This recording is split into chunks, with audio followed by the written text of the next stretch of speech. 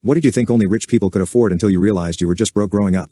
I always knew I was broke growing up, but pretty much almost everything. Eating 3 meals a day, eating out every now and then, getting presents for Christmas and birthdays, etc. When I was 12, mother managed to snag a great deal on an apartment in a 2-family apartment house in a neighborhood that was definitely middle to upper class, one of the very nicest neighborhoods in the city. We were way out of our element in that neighborhood. As a matter of fact, we were the freaks of the neighborhood. We were the poorest people in the neighborhood. We were the only family on welfare in the neighborhood. Out of the dozens upon dozens of kids in the neighborhood, my siblings and I were the only kids who were being raised by a single parent. All the other kids were being raised in 2-parent families. Whereas we were the poorest in the neighborhood, our very next door neighbor must have been the richest guy in the neighborhood. He owned his own successful demolition company. He owned the 2-family apartment house he and his family lived in. They lived out of their first-floor apartment in their basement while renting out their second-floor apartment. They owned a house in Florida. They owned a fleet of cars which would get replaced with a new fleet of cars every 1 or 2 years. When his oldest son got married, he bought his son a 2-family apartment house across and down the street.